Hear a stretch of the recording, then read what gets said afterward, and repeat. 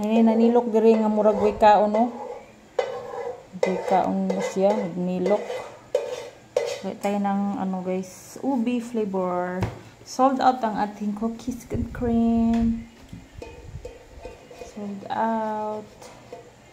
Thank you Lord. Ayan bebe.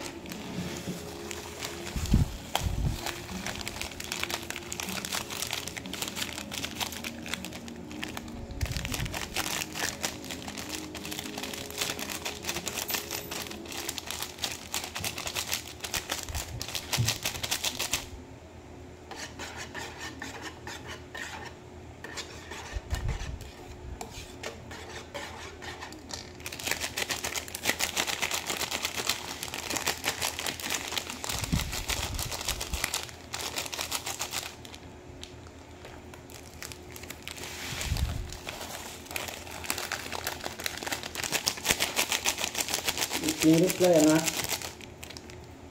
Pinsam din na yung Tama view sa phone. Minbil. tulog na anak. Isang oras.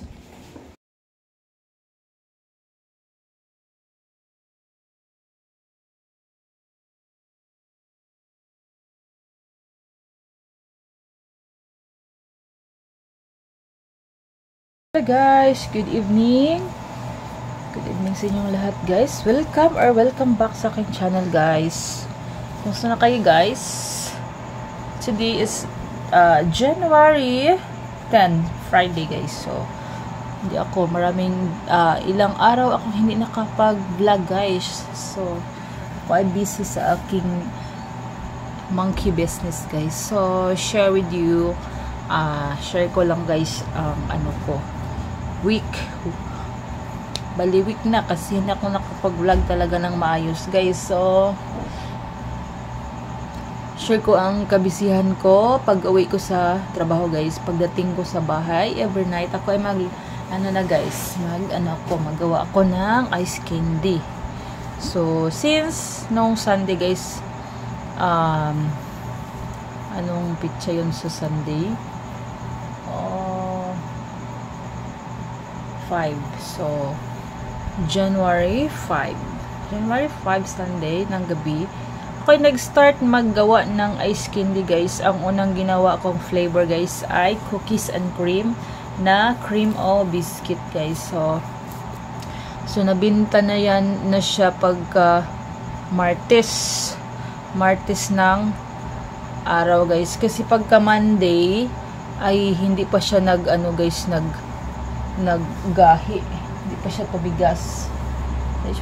tumigas guys. So siya kunti lang naman guys para may extra pangkabuhayan tayo guys, kasi mahirap talaga ang buhay ngayon guys.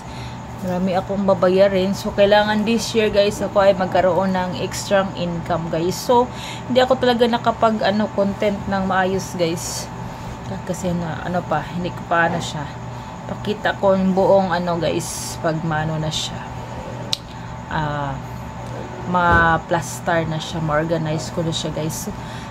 First flavor na ginawa ko guys sa ice candy ay ano guys, cookies and cream. Then pangalawang gawa ko noong at Tuesday ata yun or Wednesday ay ubi flavor. So since nagustuhan nila ang ano cookies and cream, ako ay nagawa ulit kagabi ng cookies and cream guys.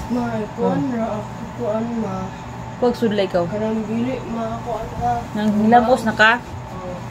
So kagabi guys ako ay naggawa ulit ng cookies and cream kasi nagustuhan nila ang flavor na yan guys na cookies and cream. So sabi request nila ay cookies and cream. So hindi naman pwedeng palagi ang cookies and cream kasi baka maumay guys. So gusto ko magawa ng ano iba't ibang flavor ng ice candy guys.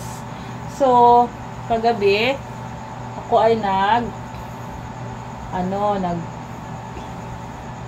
hindi pala guys, sorry, nung Wednesday ako ay nagawa ng cookies and cream kasi ubi sa Tuesday. So kagabi hindi ako nakagawa kasi nag-overtime pala ako sa trabaho guys. Saan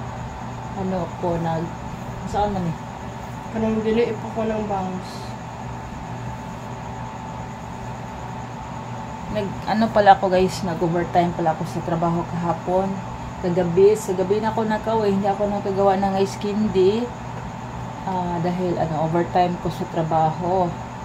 And then hindi nakapagbenta si Papa Jojo kahapon kasi ang sabi niya guys ay hindi pa daw tumigas, pero pag kayo na tinignan ko hulat sa kasi Papa nagkuha sa ice cream box.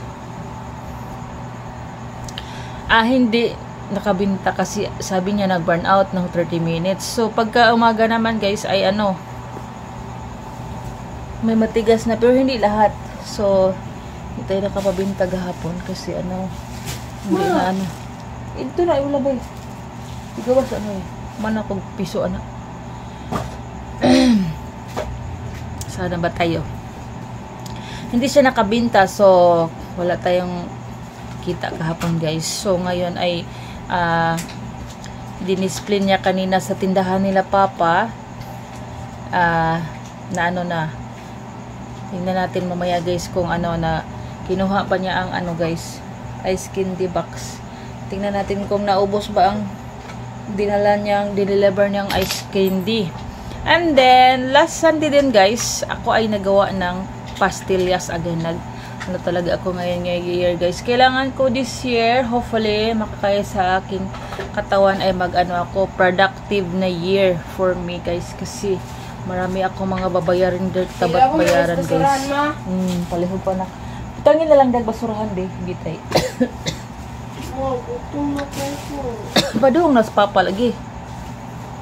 Time check 6:58 si Papa Jojo hindi pa dumating guys. Siya nagkuha sa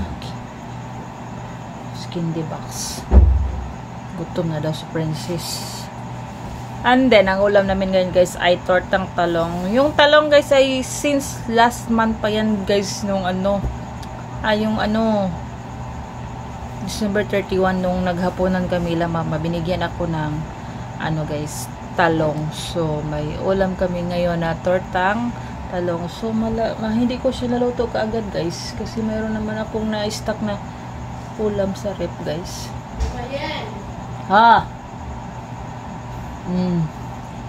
And then guys ang lulutuin ko ngayon guys ay mango kasi nakabili ako ng isang araw ng mangga. So tatlong piraso lang nabili ko guys. So gagawin natin yun ngayon. Baka malata siya. So yan, gagawin natin siyang ice candy ngayon. Siguro bukas ako magbili ng mga ibang sangkap para sa gagawin natin. Pero nakasaad sa aming aniko guys na ngayong Sunday daw ay blackout ng whole day ang all barangay dito. So possible wala tayong kuryente. So matutunaw ang ating ice candy. So bukas kailangan ma-dispose siya bukas or else hindi tayo makabenta. Pag hindi matigas siya, hindi tumigas ang ating ice candy guys. So, yan lang guys, share ko lang sa inyo guys ang mga pag tayo mag-update ako sa inyo. For now guys nga, yan lang muna. So, while maghihintay kami ni Papa Jojo, makadating ay muna ako guys, mag-upload ako ng bagong video ngayon guys. So, thank you guys sa panonood. Maraming salamat sa panonood ng aking mga vlogs guys, mga daily vlogs. Hindi talaga ako maka-daily vlogs guys. Kung gustuhin ko man guys, wala akong storage na cellphone or itong gamit ko ay cellphone. Kunti lang memory nito guys. So, pagkatapos kong mag-edit ay delete. Yan lang siya guys. So, hindi ako makapokus sa pero pinagsikapan kong siya guys, magampara ng aking mga video guys. So, yan lang guys, mamaya kita ko pa konti ang aking gawing mango. So, hulat muna kami ni Papa Jojo, maghintay muna kami ni Papa Jojo makadating. So, be right back guys. Bye. Ganun, init lagi. Uy. Namin, tortag. Kuan pa ni, gikan pa ni Disyembre ang among talong. So, pila namin ni kaadlaw. Dessert nakaon. Karon pa naluto. Si talong. Tortang talong. Kaon ng tortang talong guys. Muna na yung sudan. Guys, ito pala ang ginawa ko ngayon. Mango cheese. Lagyan ko siya ng cheese guys. Pang-apat ko na itong round guys. Ngayong week. Yan siya. May natirang konti guys. So, atin yung tikman bukas. Yan siya.